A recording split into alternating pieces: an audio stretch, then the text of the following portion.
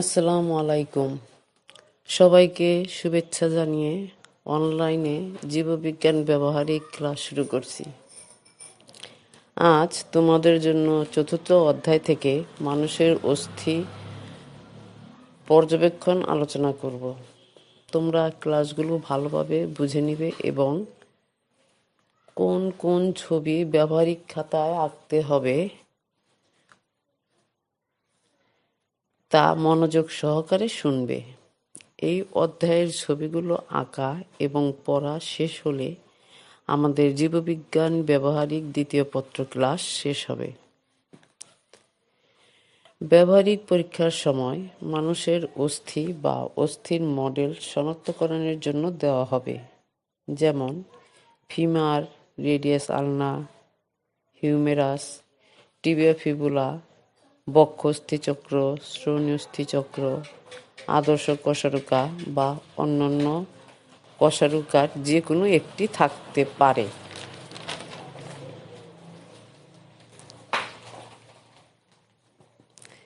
মনে রাখতে হবে যে অস্থি শনাক্তের সময় পরীক্ষার খাতায় বা উত্তরপত্রে প্রদত্ত নমুনাটি মানুষের অস্থি কথাটি লিখতে হবে। অর্থাৎ যেমন ধরো, তোমাদের শনাক্তের জন্য হিউমেরাস নামক একটি অস্থি দেওয়া হলো।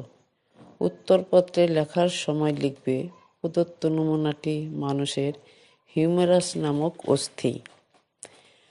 তারপর শনাক্তকারী বৈশিষ্ট্য লিখবে।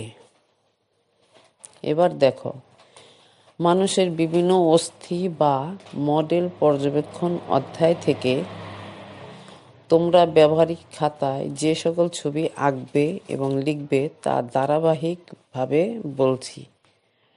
আর ছবি দেখাচ্ছি, তোমরা সুন্দর করে ব্যবহারিক খাতায় আঁকবে এবং লিখবে।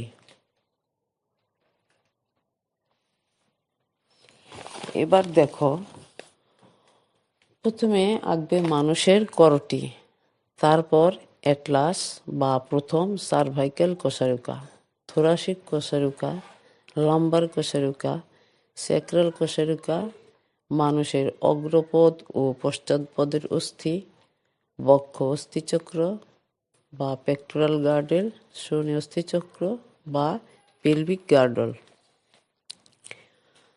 তোমরা তোমাদের পছন্দ মতো পেজে, অর্থাৎ একটি পেজে একটি ছবি অথবা দুইটি ছবি আঁকতে পারো।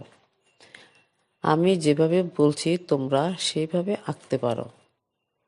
দেখো, 1 নম্বর পেজে আঁকতে পারো করটি, 2 নম্বর পেজে অ্যাটলাস থোরাসিক কশারুকা, 3 নম্বর পেজে লাম্বার কশারুকা, স্যাক্রাল কশারুকা, 4 নম্বর পেজে অগ্রপদের সবগুলো ছবি আঁকতে পারো। 5 নম্বর পেজে পশ্চাৎপদের সবগুলো ছবি আঁকবে। 6 নম্বর পেজে বক্ষ অস্থিচক্র এবং 7 নম্বর পেজে শ্রোণী অস্থিচক্র আঁকবে। সবগুলো ছবির তারিখ 30/11/2020 লিখবে। কয়েকদিনের মধ্যে ব্যবহারিক খাতা প্রতিষ্ঠানে এসে সিগনেচার করানোর তারিখ এবং সময় জানিয়ে দেওয়া হবে। এর মধ্যে তোমাদের সবগুলো এক্সপেরিমেন্ট লিখে এঁকে শেষ করে রাখবে, যাতে সময় মতো ব্যবহারিক খাতাগুলো সিগনেচার করিয়ে নিতে পারো। আজ আর নয়, সবার সুস্বাস্থ্য কামনা করে শেষ করছি। আল্লাহ হাফেজ।